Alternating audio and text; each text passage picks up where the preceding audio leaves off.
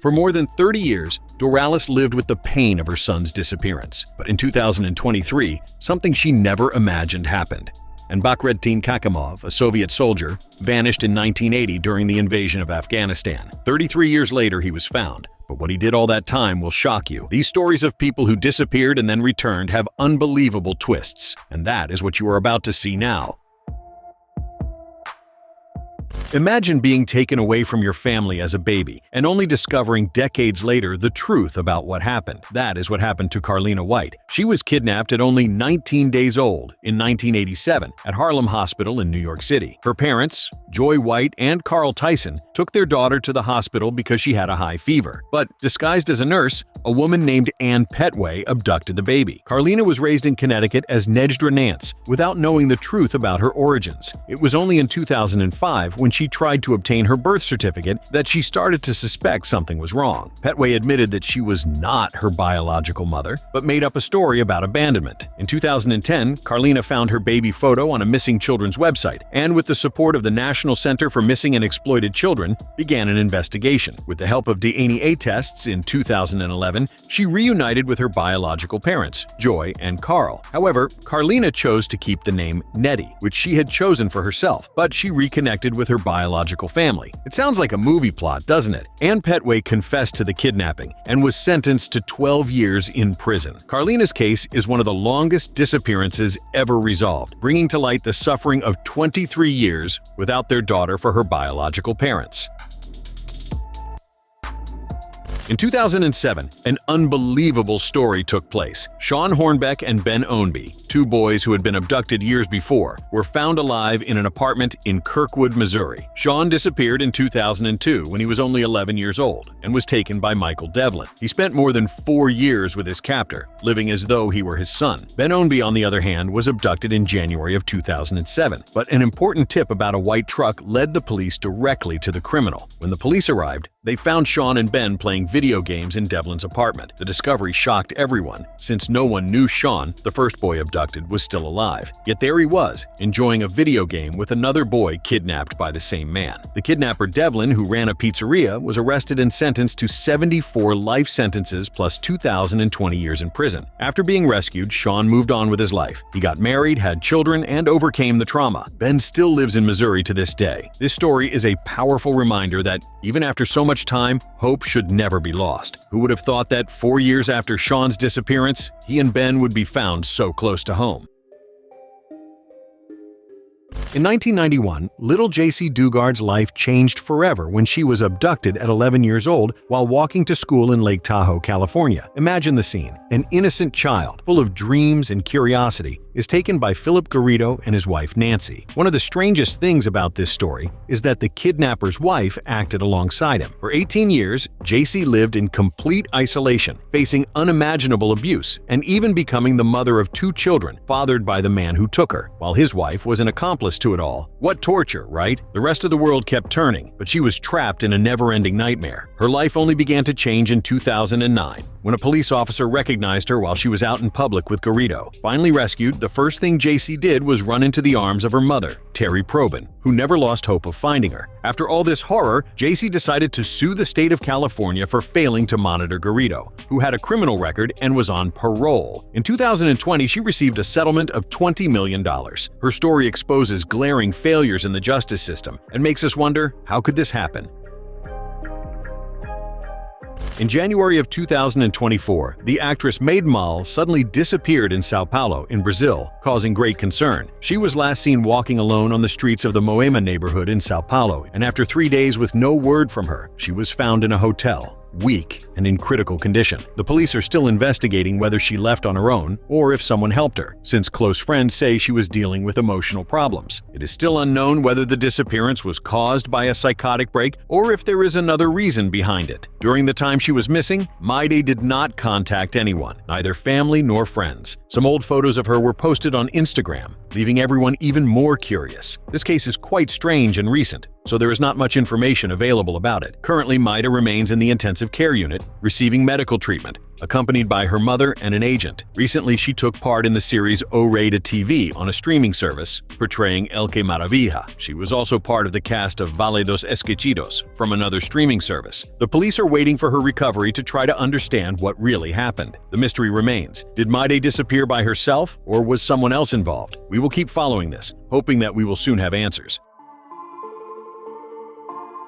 Natasha Maria Kampusch was kidnapped in March of 1998 at 10 years old and spent more than 8 years in captivity. She was taken by Wolfgang Perklopel and confined to a small cellar in his house in Austria. During that time, Natasha was isolated and mistreated, but she also found ways to educate herself and even helped with household chores. After turning 18, she began to go out with her captor, always under threats, but managed to gain some limited freedom in her captivity, which is still ironic. In August of 2006, Natasha Kampusch managed to escape from the captivity where she had been held for nearly a decade. Her escape happened unexpectedly. While Natasha was cleaning Preklopel's car, he answered a phone call and, taking advantage of his distraction, she ran. She ran through a few streets trying to get help until a neighbor finally called the police. When she was rescued, she was very thin but physically healthy. After escaping, the case gained a lot of attention. Natasha stirred controversy by saying she felt sorry for her kidnapper, even after he took his own life. She was interviewed by various media outlets and wrote books about her experience. Natasha also bought the house where she was held, stating she did not want it to become a museum of her suffering.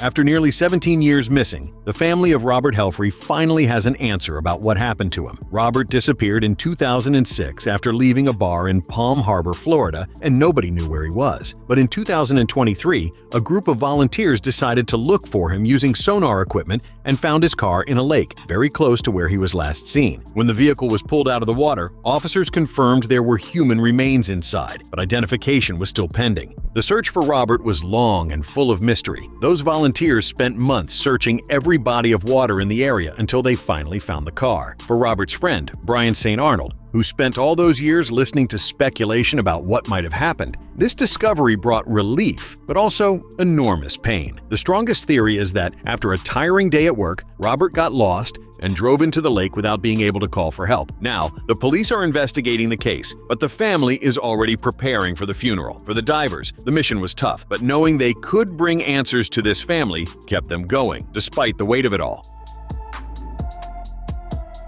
Aranza Maria Ochoa Lopez, a girl who was only 4 years old when she was kidnapped by her mother in 2018, was found in February of 2023, after more than 4 years missing. It all began when, during a supervised visit to a shopping center in Vancouver, Washington, Aranza's mother, Esmeralda Lopez Lopez, took her to Mexico. The Federal Bureau of Investigation of the United States got involved, launching an unrelenting search. Even after so many years, the authorities and their partners never gave up on finding Aranza. In 2023, the girl was located in Michoacan, Mexico, and was brought back to the United States with the support of local authorities. The mother, who had been arrested in 2019, had already been convicted of kidnapping and other crimes. Now the focus is helping Aranza adapt to her new reality, with the support of professionals and family. The story had a happy ending, but shows how important it is never to give up, no matter how long it takes. The case is a relief to everyone, and Aranza's recovery is a victory that brings hope to families still searching for their missing loved ones.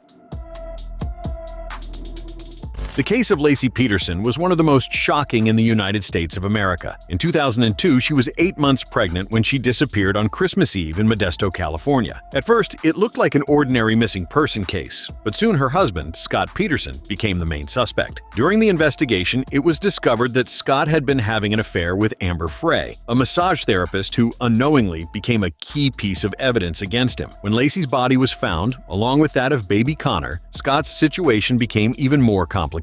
He was arrested and accused of involvement in his wife's and unborn child's death. The trial was widely covered by the media, and Scott's cold demeanor, which made it seem like he did not care about Laci's disappearance, led many to question his innocence. After all, a normal husband, even with problems, would react differently, as anyone would expect from someone who is grieving. But Scott did not display that kind of emotion. His behavior is very reminiscent of what happens in a famous film. Just like the character Nick in the mentioned movie, Scott saw his image publicly destroyed, with the infidelity and lack of genuine emotion weighing against him. Today, Scott is in prison, serving a life sentence, and continues to try to prove his innocence, with the help of his sister-in-law, who believes he is not guilty.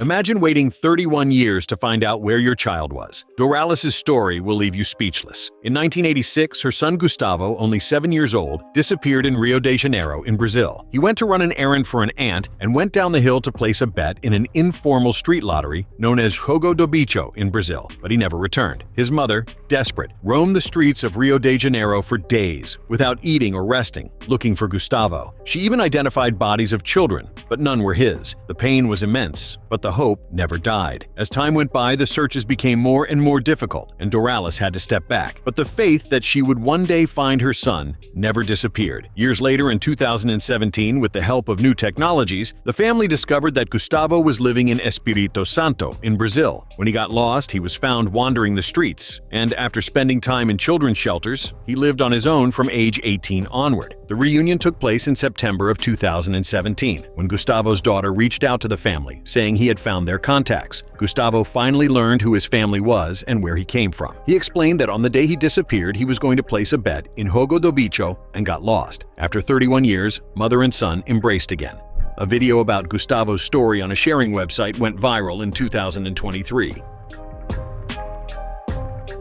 Bakhredtin Khakimov, a Soviet soldier, disappeared in 1980 during the invasion of Afghanistan after being wounded in combat. He was rescued by an Afghan tribe that took him in, and he ended up living with them, adopting the name Sheikh Abdullah. Over time, he became a traditional healer and lived a semi-nomadic life, a lifestyle in which people do not have a fixed residence, but are not entirely nomadic either. It was only in 2013, 33 years later, that a Russian rescue team managed to locate him. When found, Khakimov was in good health, though scarred by the wounds he had suffered. He had converted to Islam and gotten married, but he later became a widower and did not have children. At that time, upon being found, he began wanting to reconnect with his family. After being lost for so long, the desire to know what happened to his relatives and reclaim his identity grew stronger. Subscribe to the channel for more videos like this.